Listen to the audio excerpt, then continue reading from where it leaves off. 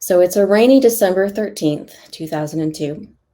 I'm 10 years old and I'm standing in the doorway of the break room at Clark Dental Office, where my mom used to clean every night. And this confusing scene unfolds before me. My mom is crying inconsolably. My dad is sitting at this large white conference table and he just has these heavy, tear-stained eyes. And there's a police officer there, kind of a middle-aged Pacific Islander looking guy, and he's clearly trying to console my parents. Well, it turns out my big brother, Gene, who was 18 years old at the time, had been killed in a car accident. Officer Batista was the state trooper who responded to my brother's accident, and that night, he pulls my mom and dad aside and he says from the bottom of his heart, "From what I've heard and seen here tonight, I believe your son went home to be with the Lord." Maybe it was the Jesus sticker on my brother's car, or maybe it was just something he felt compelled to tell them. But either way, that really stuck with my parents, especially my mom. So now I'm 26 years old. I've had some success as a performing artist and a dance teacher, but I'm, unfulfilled. I kind of want to give more of my skills. I want a stable career. And I start noticing the racial tension situated around law enforcement and also the push for women to get into the job. So all of a sudden, I'm sitting at my parents' kitchen counter, and after going to college, performing for Disney, teaching dance to kids, being on television, being engaged, I say to my mom, "I think I'd make a good police officer." I'm sure her heart dropped. But my mom, she's never discouraged me, even when I do stuff that scares the crap out of her.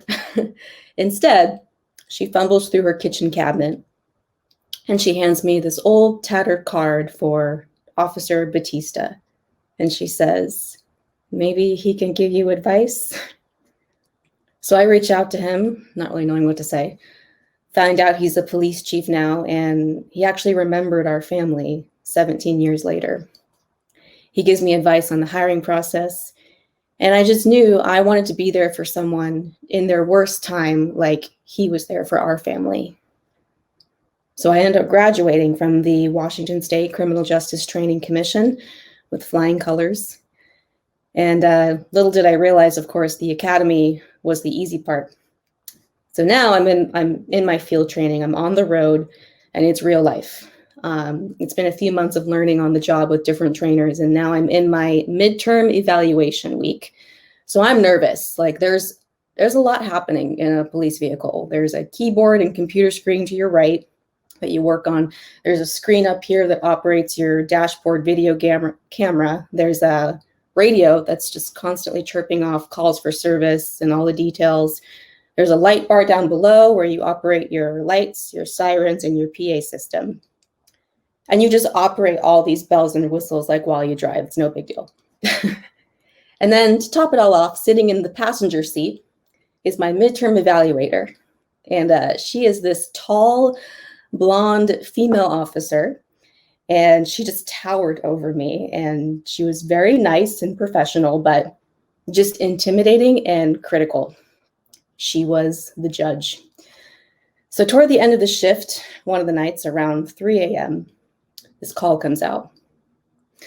Officer 167, a home invasion and assault. And then they wait for you to answer. So I'm just like, Officer 167, go ahead. Reporting party says that her friend's ex-boyfriend broke into their house and bludgeoned the friend's new boyfriend with a metal candlestick, and then fled the location in an older Ford pickup truck heading eastbound. Address is blah, blah, blah. And they rattle this off like an auctioneer, right? So I go to my computer to pull up the digital map. And the judge stops me. And she says, "It makes me really uncomfortable when you're trying to drive and look at your computer at the same time. I'd rather you just pull over, find out where you need to go on your paper map, and then just drive." And so I said to her, "Yes, ma'am." And I did it. So I pull out my paper map, which is about this big, and I'm looking for the house. Okay. 2 minutes goes by. Don't see it. but it's going to pop up here soon because I'm doing the grid thingy and someone needs help right now, so it's kind of important. 5 minutes goes by. Might as well have been 5 hours because I can't find this house. Like, it is in the Twilight Zone somewhere. So I'm starting to sweat, right? Other officers are chiming in on the radio saying that they've stopped the suspect a few miles away. They're calling out their numeric call signs. They're giving updates, asking me questions. Dispatch radios me and asks if anyone's made contact with the victim yet, which is what I'm supposed to be doing, but I'm still pulled over and lost. Great. Meanwhile, my midterm evaluator, the judge, she's just sitting there cool as a cat, watching me.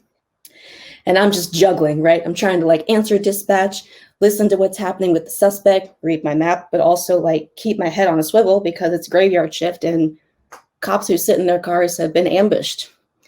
What sucks is that I was working for a department who a couple years ago had 4 of their officers shot and killed while they were sitting in a coffee shop working on their laptops. And that's a reality check. So finally, I point to a spot on the map and I ask the judge, is this kind of the general vicinity? And she takes a long sip from her venti coffee. And she says, I don't know. Which is key word for yes, she does know, but she's not supposed to be helping me because I'm a rookie and I gotta learn, right? Unless it's like life or death. Then dispatch airs that the suspect has blood on his hands and the victim has a pretty bad head injury. So I put my map away, I activate my lights and sirens, and I go. And when I get in the area, I tell the judge one more time, look, I still don't know where the exact house is. Like, I don't want to screw this up. Can you help me? Since we're dealing with an injury, she stops playing coy, gives me exact directions to the house, which I still drive past and have to turn around for. And all I can think is, oh my God, we're going to have a talk about this later, and it's not going to be good. So the scene itself is overwhelming. Of course, the guy's bleeding from his head, losing consciousness. We have to get medics there. We also have to get information from him before he passes out. We have to collect evidence that has blood on it, take photos, get witness statements and testimonies, get medical releases, blah. A month later, I find myself in a repeat evaluation with, you guessed it, the judge. Except this time I have a heart-to-heart talk with her at the end of our shift. And it was nice because she took off her judge hat and she put on her human hat. And we talked about where my head was. After reflecting on just my stress level, my anxiety over the past couple months, my personality change, I'd made the decision to resign. And that sucked because it was really hard to get in. I put a lot of work into it. And I joined the police to make something of myself, to bridge the gap between law enforcement and the public. I may not have been great at multitasking, but man, I was great at writing reports. And I was great at talking to people, whether they were victims or suspects. So now all I can think is, well, I'm less stressed now that I quit. But was that the right decision? Did I just walk away from a great career? And then last month, it came out on the news that a Bothell police officer had been killed while conducting a traffic stop. And when they released the name, I realized I had gone to the academy with him. He was 26 years old, still on his field training. And that could have been me. It's hard being a cop. And it makes me appreciate people even more, like Officer Batista, who can just do it with grace and dignity. And I just kind of think maybe God allowed me to be a light in the forest for a brief time, to walk a path that no one chooses, to increase my appreciation. And I'm starting to think maybe he took me out because he knew my mom couldn't bear to lose another child. And I'm okay with that.